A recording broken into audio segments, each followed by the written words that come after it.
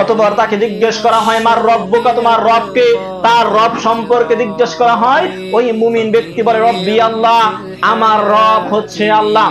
সুতরাং কবরের মাঝখানে ওই ব্যক্তি বলতে পারবে আমার রব আল্লাহ, যেই ব্যক্তি দুনিয়াতে শিরিক করে নাই, যেই ব্যক্তি দুনিয়াতে আল্লাহ রব্বুল আলামিনের সাথে অংশীদার স্থাপন করে নাই, যেই ব্যক্তি দুনিয়াতে তাবিজকে বিশ্বাস করেনি, যেই ব্যক্তি দুনিয়াতে কোনো পীর দরবেশ থেকে নিজের গায়ের মাঝখানে সুতা লটকিয়ে রাখেনি, সুতা বেঁধে রাখেনি, যেই ব্যক্তি আল্লাহ রব্বুল আলামিনের সাথে শিরিক করবে না, ওই ব্যক্তি বলতে পারবে রব্বি আল্লাহ, আমার রব হচ্ছে আল্লাহ। এরপর তাকে জিজ্ঞেস করা হয় মা দীনুকা, তোমার দিন কি? তাকে জিজ্ঞেস করা হয় দিন সম্পর্কে। ওই ব্যক্তি মুমিন ব্যক্তি বলে দীনি আল ইসলাম, আমার দিন হচ্ছে ইসলাম। যেই ব্যক্তি দুনিয়ার মাঝখানে ইসলামের উপর জীবনকে পরিচালনা করেছিল, ইসলামের মাঝখানে যা হালাল করেছিল সেটাই পালন করেছে, যা হারাম করেছিল তা থেকে দূরে থেকেছিল, ওই ব্যক্তি মাত্র কাল কিয়ামতের ময়দানের পূর্বে কবরের মাঝখানে এই প্রশ্নের উত্তর দিতে পারবে দীনি আল ইসলাম, আমার দিন হচ্ছে ইসলাম। তৃতীয়বার আল্লাহ রাসূল সাল্লাল্লাহু আলাইহি ওয়াসাল্লামের ছবি দেখিয়ে বলা হয় মা হাজার রাজুল, তোমাদের মাঝখানে এই ব্যক্তিকে প্রেরণ করা হয়েছিল, এই ব্যক্তি সম্পর্কে তোমার ধারণা কি? এই ব্যক্তিকে তোমাদের মাঝখানে প্রেরণ করা হয়েছিল, পাঠানো হয়েছিল, এই ব্যক্তি সম্পর্কে তোমার ধারণা কি? তিনি বলেন, মুমিন বান্দা বলবে হুয়া রাসূলুল্লাহ সাল্লাল্লাহু আলাইহি ওয়াসাল্লাম, তিনি হচ্ছে আল্লাহর রাসূল, তিনি হচ্ছে আল্লাহর রাসূল। এই প্রশ্নের উত্তর শুধু ওই ব্যক্তি বলতে পারবে যেই ব্যক্তি রাসূল সাল্লাল্লাহু আলাইহি ওয়াসাল্লামের আদর্শ মতো নিজের জীবনকে পরিচালনা করেছিল, আল্লাহ রাসূল সাল্লাল্লাহু আলাইহি ওয়াসাল্লামের সুন্নতকে আঁকড়ে ধরেছিল, আল্লাহ রাসূল সাল্লাল্লাহু আলাইহি ওয়াসাল্লামের দেখানো পথ অনুযায়ী নিজের জীবনকে পরিচালনা করেছিল, ওই ব্যক্তি বলতে পারবে হুয়া রাসূলুল্লাহ সাল্লাল্লাহু আলাইহি ওয়াসাল্লাম, তিনি হচ্ছে আল্লাহর রাসূল সাল্লাল্লাহু আলাইহি ওয়াসাল্লাম। সম্মানিত হাজরিন, যখন মুমিন ব্যক্তি এই তিনটা প্রশ্নের উত্তর দিয়ে ফেলবে, তখন ফেরেশতা বলবে মা ইদুরিকা, তুমি এইগুলো কিভাবে জানতে পারলে? তুমি এইগুলো কিভাবে জানতে পারলে? কেননা কবরের মাঝখানে বেশিরভাগ মানুষই এই প্রশ্নের উত্তর দিতে পারবে না। কেননা 1999 জন মানুষ যদি জাহান্নামে যায়, তাহলে 1999 জন মানুষ এই প্রশ্নের উত্তর দিতে পারবে না। সুতরাং এতগুলো মানুষ উত্তর দিতে পারলো না, তুমি কিভাবে দিতে পারলে? তুমি কিভাবে এই প্রশ্নের উত্তরগুলো দিতে পারলে? তখন ওই ব্যক্তি বলবে করাতু কিতাব আল্লাহ, আমি আল্লাহর কিতাব পড়েছি, ফামানতু বিহি, আমি এরপর ঈমান এনেছিলাম, এরপর আমি বিশ্বাস স্থাপন করেছিলাম, সাদ্দাকতু, আমি এরপর কি করেছিলাম? আল্লাহ রাব্বুল আলামিনের এই দ্বীনকে বিশ্বাস করেছিলাম, কুরআনকে আমি তেলাওয়াত করেছিলাম, তার প্রতি আমি ঈমান আনয়ন করেছিলাম। এই সময় রাসূল সাল্লাল্লাহু আলাইহি ওয়াসাল্লাম বললেন ইউসাব্বিতুল্লাহুল্লাযীনা আমানু বিল কওলিস সাবিত, এটাই হচ্ছে আল্লাহ সুবহানাহু ওয়া তাআলার বাণী। যারা আল্লাহ রাব্বুল আলামিনের প্রতি ঈমান আনবে, আল্লাহ সুবহানাহু ওয়া তাআলা ওই ব্যক্তিকে কালেমায়ে শাহাদাতের উপর অটল রাখবে ইহকাল এবং পরকালে। যারা আল্লাহ রাব্বুল আলামিনের প্রতি ঈমান আনবে, তাদেরকে আল্লাহ সুবহানাহু ওয়া তাআলা দুনিয়াতেও কল্যাণের পথে রাখবে, কাল কিয়ামতের ময়দানেও তাদেরকে কল্যাণের পথে রাখবে। এরপর রাসূল সাল্লাল্লাহু আলাইহি ওয়াসাল্লাম বললেন, আকাশ থেকে তখন আল্লাহ রাব্বুল আলামিন বলবে আমার বান্দা সঠিক বলেছে। এখন আমার বান্দা যে সঠিক বলল, সুতরাং তোমরা আমার বান্দার জন্য ফাফরিশুহু মিনাল জান্নাহ, আমার এই বান্দার জন্য জান্নাতের বিছানা বিছিয়ে দাও, বলেন সুবহানাল্লাহ। ওয়ালবিসুহু মিনাল জান্নাহ, আমার এই বান্দাকে তোমরা জান্নাতের পোশাক পরিয়ে দাও, সুবহানাল্লাহ। ওয়াফতাহু লাহু বাবান ইলাল জান্নাহ, আমার এই বান্দার জন্য জান্নাত থেকে কবর পর্যন্ত একটি দরজা খুলে দাও, সুবহানাল্লাহ। সুতরাং ওই ব্যক্তির জন্য তাই করা হবে, তার জন্য জান্নাতের বিছানা বিছিয়ে দেওয়া হবে, তাকে জান্নাতের পোশাক পরিয়ে দেওয়া হবে, এরপর জান্নাত থেকে একটি দরজা খুলে দেওয়া হবে, যেই দরজার দূরত্ব হবে তার চোখের দৃষ্টিসীমা পর্যন্ত। আপনি চক্ষু দ্বারা যত দূর পর্যন্ত দেখতে পারবেন, তত দূর পর্যন্ত আপনার জান্নাতের দরজাটাকে প্রশস্ত করে দেওয়া হয়।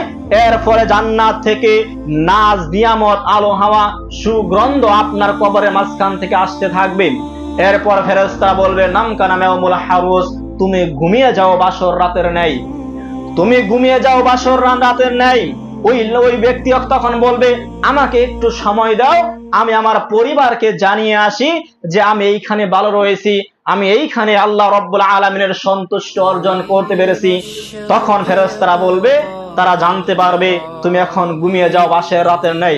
ঠিক আছে, এরকম ভাবে যখন মানুষ বিবাহ বন্ধনে আবদ্ধ হয়, কারো বাসর রাত হয় 2 ঘন্টা, কারো হয় 3 ঘন্টা, এরপরে সকাল হয়ে যায়, সকাল বেলা তার প্রিয়তমা ছাড়া আর কেউ তাকে ঘুম থেকে জাগ্রত করে না। ঠিক ওই রকম ভাবে আপনাকে বলা হচ্ছে তুমি ঘুমিয়ে যাও, বাসর রাতের নেই।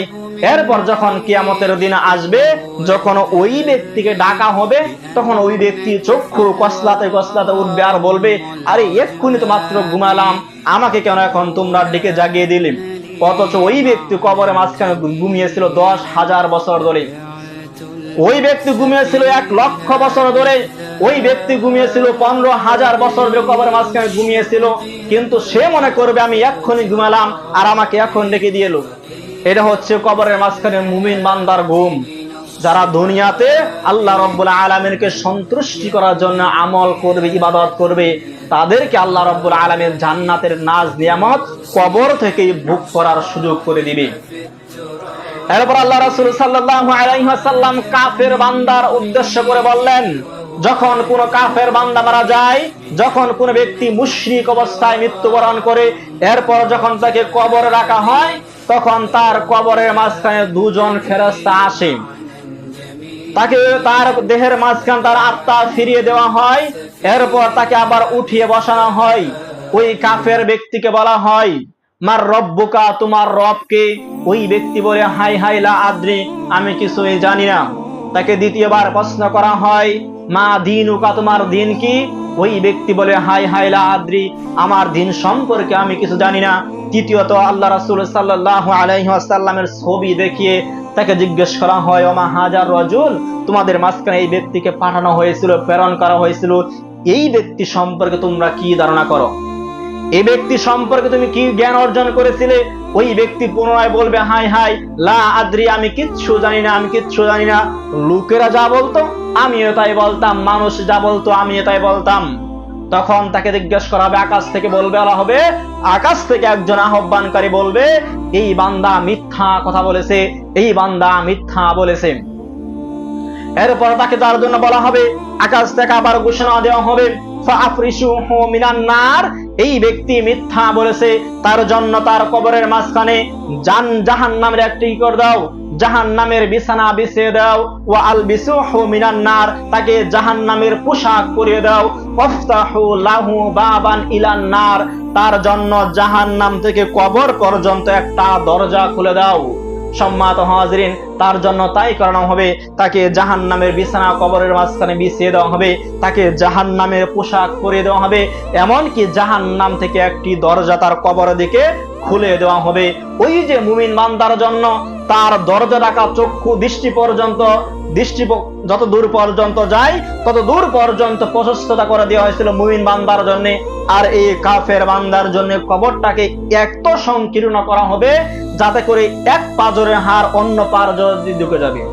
তখন তার জন্য একটা ফেরেশতা নিয়োগ করা হবে, যে ফেরেশতা হবে বধির, সে চোখেও দেখে না, কানেও শুনে না, সে কানেও শুনে না, চোখেও দেখতে পারে না, সে হচ্ছে বধির একটা ফেরেশতা।